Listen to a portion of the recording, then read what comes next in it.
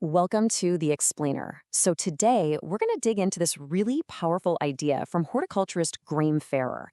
And it's all about this. What if the water you wash down the drain every single day could actually make your garden drought-proof?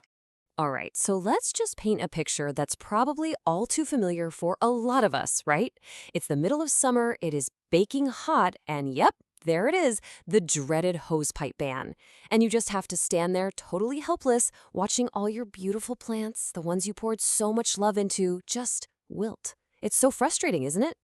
But here's the crazy part. What if I told you that while all that is happening, you are literally pouring the solution straight down the drain? Yeah, the average UK household, we're talking hundreds of liters of perfectly usable water every single day. The source material has a great name for this. They call it the drain problem. And honestly, tackling that's the key to everything. So this is where we need a bit of a mind shift, you know? Instead of thinking of your house and your garden as these two totally separate zones, we need to start seeing them as one big interconnected system, a closed loop. Because the waste from one part, your house, can actually become this incredible, vital resource for the other, your garden. And that brings us to the hero of today's story. It's this amazing resource that you are already producing loads of every single day. Some experts even call it liquid gold. So let's get into it. What exactly is this stuff? Okay, first things first, let's be super clear. When we talk about gray water, we are not talking about toilet water. No way. This is the gently used water from your daily life. You know, from the bath, the shower, washing your hands, rinsing off some veggies in the sink. It's all that water that we just let vanish down the drain without a second thought. And this, right here, this is the whole change in perspective. We look at a sink full of soapy water and our brain just goes, dirty water. But a plant? A plant that's desperate for a drink when it's bone dry outside and the hose pipe is banned? Its roots see a life-saving resource. It's as simple as that. All right, so this all sounds great in theory, but how do we actually do it? Well, that's where this brilliant and super simple framework from Graeme Farrer comes in. It's a dead easy 1-2-3 action plan that'll help you turn your house into a water harvesting machine. And I love how simple this is. The whole strategy just breaks down like this. There's one change you make just once. Then there are 2 new habits that'll become second nature in no time. And finally, we'll look at 3 types of plants that just love this kind of recycled water. Okay, let's kick things off with step 1. This is the groundwork. Before we start chucking water on the garden, we've got to make sure it's actually good for our plants and our soil in the long run. So this is that one-time change I was talking about. It's all about what soaps and cleaners you're using. On one side, you've got your standard stuff, and on the other, you have these biodegradable, plant-friendly options. And trust me, the difference between these two for your garden's health is massive. And here's why it's so important. Your typical household cleaners, they're often loaded with things like sodium and boron. And if you keep putting that on your garden, it builds up and basically poisons your soil. The source material calls it salting the earth, which sounds pretty dramatic, but it's true. The eco-friendly stuff, on the other hand, well, it just biodegrades into harmless bits and pieces that the soil can easily handle. Okay, so once you switched your soaps, your water is now plant safe. Awesome! So let's move on to step 2.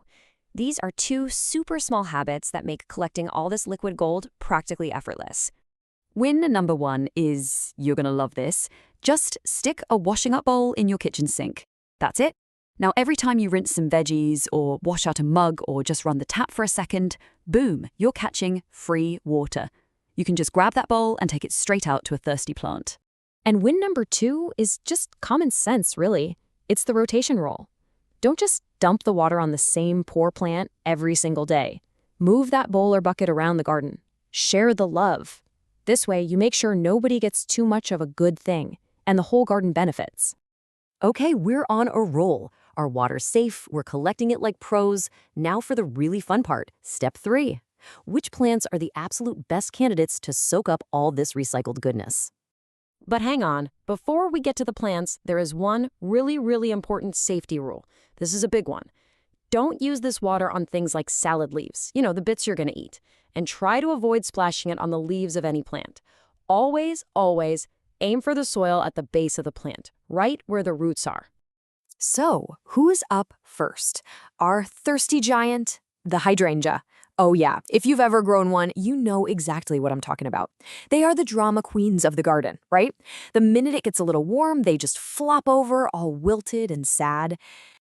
And that's precisely why they are perfect for this job. They have these huge leaves, so they lose a ton of water. They absolutely love a good deep soaking, what you could call a bucket drenching. You give them a bowl of gray water and you can almost watch them perk right back up. The effect is immediate. Next up, we've got a real structural hero for the garden, cornice, or dogwood. This is one tough shrub, and it turns out it's also an amazing natural filter. Now, this is where it gets really cool. The dogwood's tough root system just laps up any leftover nutrients in the gray water. And then, and this is incredible, it turns that recycled water and those nutrients into those beautiful, vibrant red and yellow stems that look so spectacular in the winter. So you're literally watering your winter color. And our final plant, the screening specialist, is the Portuguese laurel. Now, this one is for anyone out there who has a hedge for privacy. You know, the last thing you want during a drought is for your natural screen to get all thin and brown and crispy. This is just such a perfect example of gray water in action. Portuguese laurel is incredibly resilient. It's got deep roots that can easily handle this kind of watering. And what that means is it stays thick, it stays green, and it keeps doing its job as a privacy screen, even when everything else in the neighborhood is starting to look a bit stressed. You know, this quote from Graeme Farrer really just sums up the whole idea perfectly. Resilience isn't about having more resources, it's about using what you have twice. It's so good. This isn't about some complicated, high-tech solution. It's just about being clever and using the water that's already flowing through your home. Look, by just adopting a couple of these simple habits, you're taking back a little bit of control. You're making your garden more independent from the whims of the weather or the rules of the water company. It's a small act for sure, but it adds up to a huge difference. So really, the only question is, are you ready to catch your first bucket?